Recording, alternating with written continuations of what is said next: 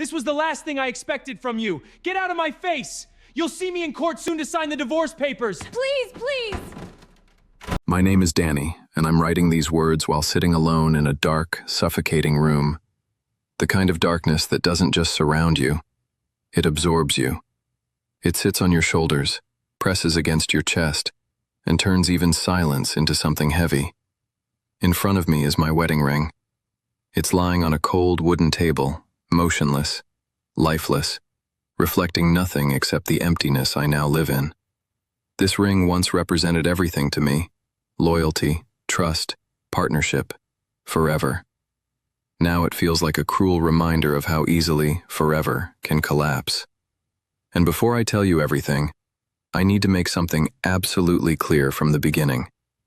As you will see in this story, I kicked my wife out of the house after discovering her betrayal, and I will be filing for divorce very soon. Because what happened wasn't confusion. It wasn't a misunderstanding. It wasn't something that could be fixed with time. It was betrayal, layered carefully with lies, designed not only to hide the truth, but to completely destroy my sense of reality from the inside out. My wife, Sarah, the woman I once trusted more than myself, the woman I built my entire life around, became the center of a nightmare I never saw coming. And it didn't start dramatically. It started quietly, like most destructions do. At first, it was small changes, almost invisible. She began holding her phone differently, always close, always protected, always turned away the moment I entered the room. And whenever I got near, even slightly, her fingers would move faster, her expression would shift, and the screen would disappear from view like it contained something forbidden. There were nights, I remember clearly now, where I would lie next to her in bed, staring at the ceiling in silence, while the faint glow of her phone lit up the darkness beside me. And she thought I didn't notice. Or maybe she thought I wouldn't understand, but I noticed everything. And the worst part is, I started doubting myself before I ever doubted her. That's how it begins. Not with proof, but with self-blame. You're overthinking. You're paranoid. She wouldn't do that. So I stayed silent. I observed. I convinced myself I was imagining things, until the pressure inside me became unbearable. And one night, I finally confronted her. No shouting, no anger, just questions. And she broke instantly. She collapsed into tears like everything had been waiting to explode. She admitted there was someone else, an old colleague. She said it was emotional. She said it was just messages, just conversations, nothing physical, just a mistake during a weak moment in her life. A weak moment. Those words still echo in my mind, because I loved her, deeply, completely. So I forgave her. I chose belief over suspicion, love over doubt, hope over truth. I told her we could fix it, that people make mistakes, that we could rebuild what was broken if we tried hard enough. I held her while she cried. I comforted the very person who had already started breaking me. But what I didn't know then was that I wasn't looking at the full picture. I was only seeing the part she allowed me to see. Weeks passed.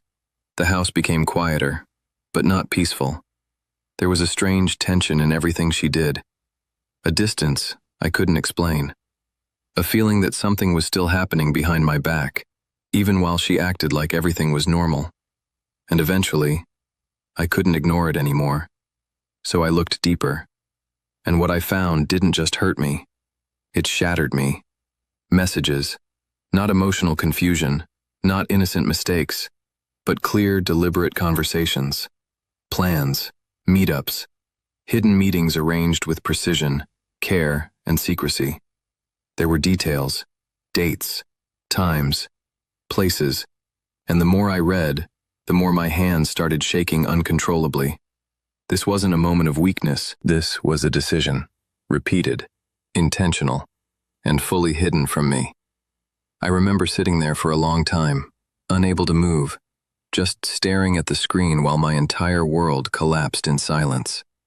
Because in that moment, I realized something terrifying.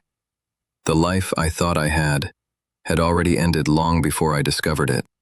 So I confronted her again, and this time, it was different. Everything exploded. She didn't just cry, she broke completely, screaming, hyperventilating, falling to the ground, grabbing onto me like I was the only thing keeping her alive. And then she said something that changed everything again. "He forced me." Those words froze the entire room. She claimed she went to meet him to end things, to stop everything, but he trapped her in his car. She said she was forced, that she couldn't escape, that terrible things were done to her. In that moment, something inside me snapped. Not because I doubted her immediately, but because the emotion was too strong, too real, too heavy. I wanted justice. I wanted revenge. I wanted to erase the man she described from existence. I wasn't thinking like a calm person anymore. I was reacting like a man who had just been told the worst possible thing about the woman he loved. But truth has a way of revealing itself slowly. And when I began thinking again, when the shock started fading, I started noticing cracks. Small ones at first, then bigger ones. She said she refused him repeatedly, but still stayed inside the car. She said she was trapped, but never screamed, never ran, never fought, never called anyone, never went to the police, and most importantly, never told me, until I discovered everything myself. So I went back again, to the phone, to the messages, to the truth she didn't want me to see. And that's when I found it. Messages sent after the so-called incident.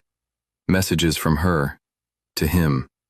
Not fear, not trauma, but emotional attachment, continuity, desire. "I miss you. I keep thinking about you. I want to see you again." And in that moment, everything inside me went silent. Not because I was calm, but because something inside me had completely shut down. There was no attack, no victim, no story of innocence, only betrayal and manipulation. She didn't just cheat on me. She didn't just lie. She built an entire false reality, designed to turn her betrayal into a tragedy that I would have to emotionally carry. She wanted me confused. She wanted me guilty. She wanted me broken enough to stay silent. But instead, I saw everything clearly, for the first time, and I made my decision. I looked at her, and I didn't see the woman I married anymore. I saw a stranger, someone I no longer recognized at all. And I said it, calmly, clearly. "You didn't just betray me. You tried to destroy my mind with lies." And then it happened. As you all saw, I kicked my wife out of the house. No violence, no chaos, no more discussion, just an ending. She cried, she screamed, she begged me to stop, but I didn't move, because something inside me had already accepted the truth. And before she left, I told her one final thing. This marriage is over. I will be filing for divorce very soon, and I meant every word, because there are betrayals that hurt, and there are betrayals that erase everything you thought was real. After she left, the house didn't feel empty. It felt erased, like time itself had been reset, leaving only silence where a life used to be. Now I sit here alone, replaying everything over and over again in my head, trying to understand how love can turn into deception, how trust can be used as a weapon, how someone can sleep next to you for years while building an entirely different life behind your back.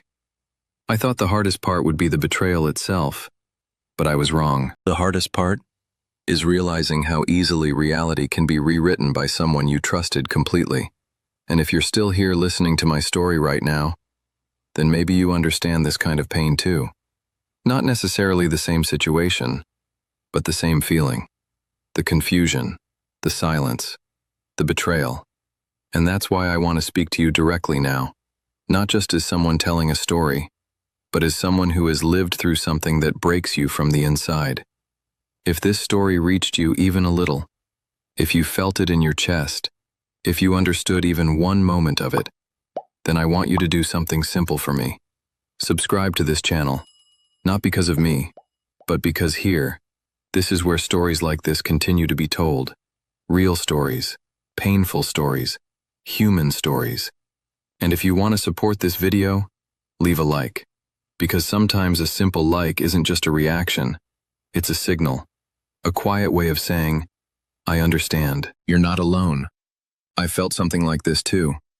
And maybe somewhere out there, someone who is currently going through their own silence will see this and realize they're not the only one walking through the dark. Thank you for listening.